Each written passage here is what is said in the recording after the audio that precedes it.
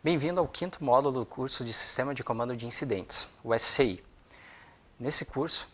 nós aprenderemos um pouco sobre o desenvolvimento da resposta dentro do Sistema de Comando de Incidentes. Primeiramente, nós teremos a ação do primeiro respondedor. Os primeiros respondedores que chegarem na cena do incidente, eles terão a responsabilidade de comandante do incidente. Então, todas as funções que existem na estrutura estarão sendo desenvolvidas por eles, e eles farão também, além do atendimento, a reunião de informações e vão preparar a passagem de comando para próximas equipes ou pessoas mais competentes ou com maior poder de decisão que chegarem à cena na sequência. Para auxiliar esse primeiro atendimento, nós temos também a tarjeta de campo. A tarjeta de campo é um documento de fácil consulta que especifica alguns passos que devem ser tomados pelo primeiro respondedor, de maneira que a ação dentro desse incidente seja organizada e que ele reúna realmente todas as informações necessárias para depois poder fazer a transferência de comando. Então, primeiramente, ele vai ter a sua chegada até o local da ocorrência e ele precisa informar essa chegada à sua central de comunicação. Se houver outras instituições que estiverem chegando nesse local da ocorrência, essas centrais de comunicação elas vão ter essa informação e também podem repassar às demais, se houver, por exemplo, um acionamento de uma outra organização. Na sequência, ele vai estabelecer o posto de comando. Ou seja, ele vai identificar esse local que vai servir como posto de comando e como local de referência para a chegada das demais instituições dentro da cena do incidente e como elas se integrarão dentro da estrutura. Então, a partir da chegada e a identificação dentro do posto de comando de incidentes, através da conversa com essas pessoas que já estão fazendo a resposta, elas vão se integrar, então, dentro do atendimento. Ele tem aquelas questões que devem ser olhadas, aquelas particularidades que a gente conversou no módulo anterior, que deve estar num local seguro, que tenha fácil visualização da ocorrência e que tenha comunicação com a sua sala de operações, por exemplo. Ele não deve estar dentro da área quente do incidente, até porque as demais instituições, organizações que chegarem até esse local vão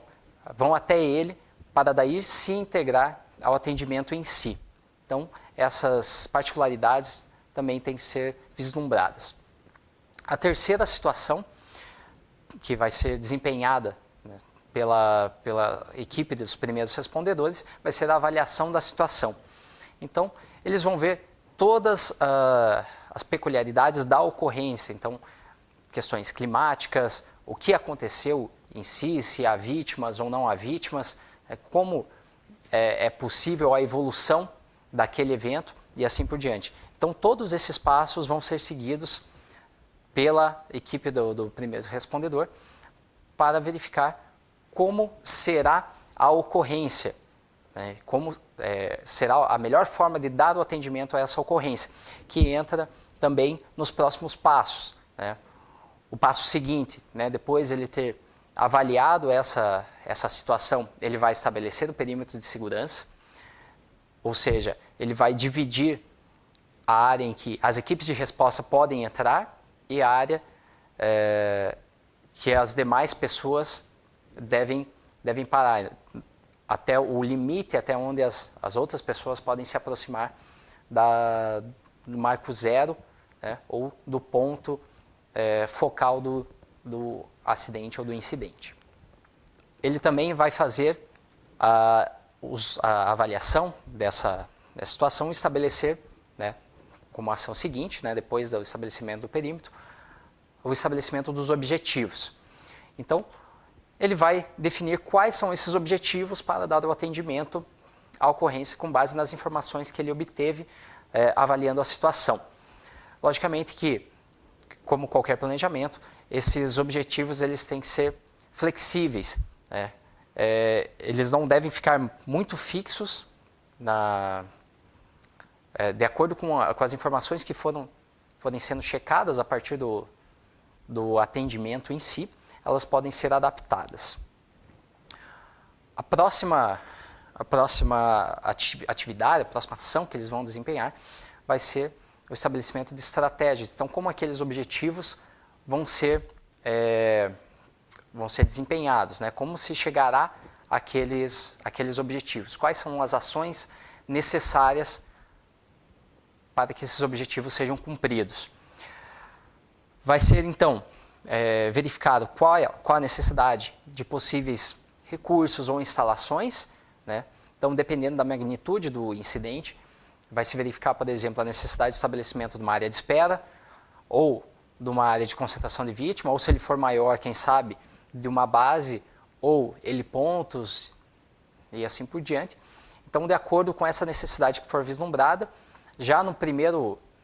momento, pelo primeiro respondedor, numa primeira avaliação, já podem surgir a necessidade de estabelecimento, né, dessas estruturas específicas. Então, ele já pode ter isso em mente quando ele for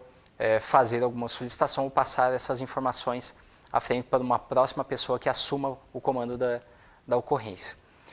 A última atividade que ele vai fazer, né, a oitava dentro da tarjeta de comando, a tarjeta de campo, é fazer a reunião das informações para a transferência do comando. Então, todas essas informações que ele reuniu, que ele juntou, né, através da avaliação lá da situação e do estabelecimento ali dos seus objetivos, estratégias, se precisa, ele vai reunir tudo isso, né, vai ver o que ele também já fez com relação ao atendimento e vai passar para a próxima pessoa que chegar a assumir o comando do incidente. Importante que, quando houver essa passagem de comando, né, a próxima pessoa que assumir, deve informar dentro do canal de comunicação estabelecido que houve esse comando e que ela, naquele momento, é quem está assumindo o comando do incidente, para que as demais pessoas, demais instituições que chegarem à cena se reportem a ela. Além disso, né, após essa resposta inicial, né, que é dada pelos primeiros respondedores, nós começamos então a entrar num ciclo de atividades, que é chamado de ciclo de planejamento operacional. Dentro do ciclo de planejamento operacional, que também é conhecido como ciclo P, ele tem uma resposta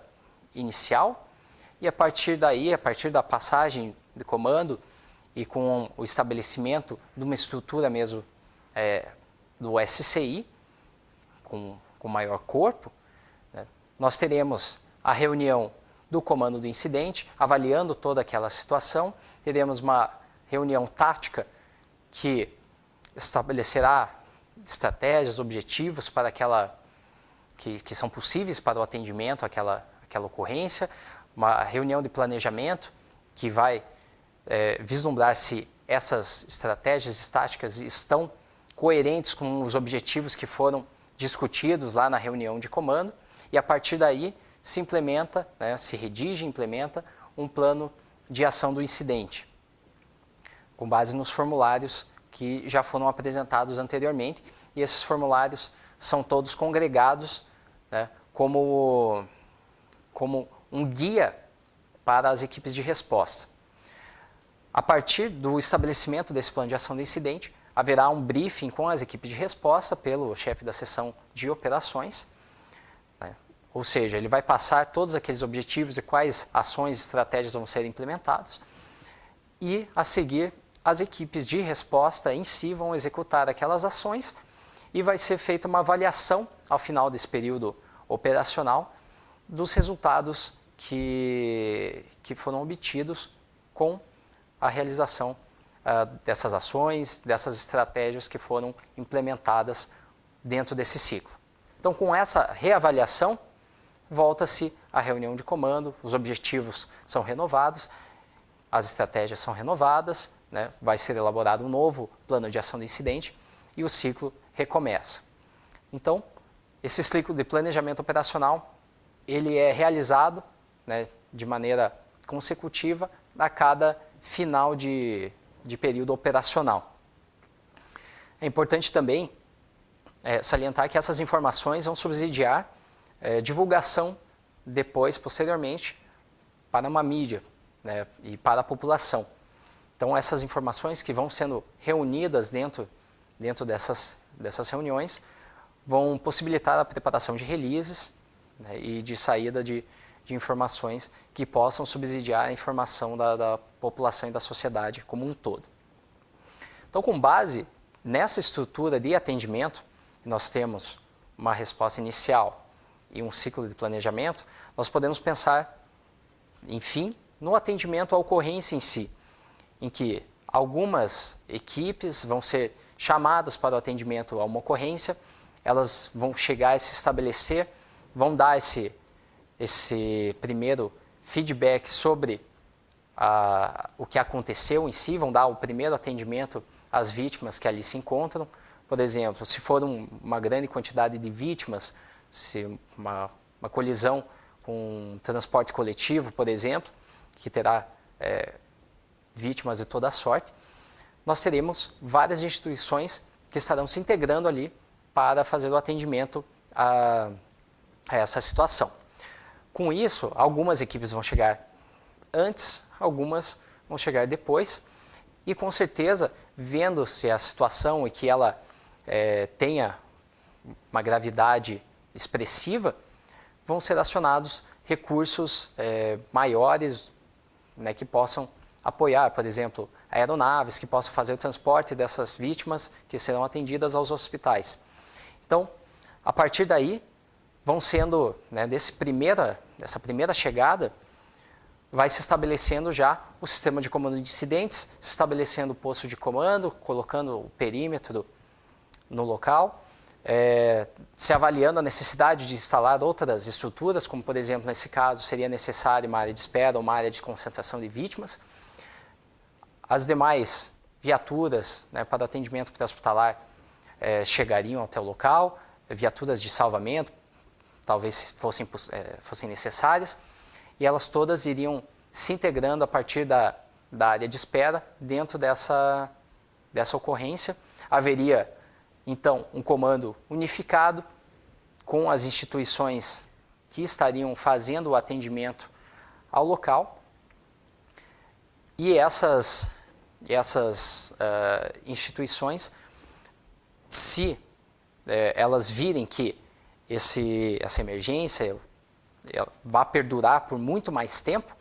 elas podem começar a escrever os planos, né, e preparar também as informações para passar para um comando que tenha maior poder de decisão, né, e ele possa prover mais recursos para o atendimento àquela emergência. Nós podemos pensar também num atendimento, numa emergência com produtos perigosos, que precise de várias instituições diferentes, não só do atendimento a vítimas, mas, por exemplo, também de avaliação ambiental, que vão se integrar dentro da estrutura e, em um dado momento, né, com base nos objetivos principais que vão ser estabelecidos dentro daquele comando, ela vai desempenhar as suas funções. Então, por exemplo, nós teríamos primeiro um atendimento às vítimas ou um atendimento de combate a incêndio, né, na parte mais operacional de socorro, né, nesse primeiro momento, e logo na sequência, se estabilizando, poderíamos ter uma avaliação ambiental. Isso estaria definido dentro dos objetivos, escrito dentro dos formulários, ou mentalmente dentro dos objetivos do plano de ação do incidente, e seriam implementados de acordo com o que o comando unificado define, né, para o atendimento a essa ocorrência, colocando ali quais são as prioridades, qual a sequência de ações e as estratégias que são implementadas. Então, de maneira geral, o SCI ele possibilita essa organização, né, com base numa estrutura de funções que já é identificada e com base em uma estrutura de informações que é desenvolvida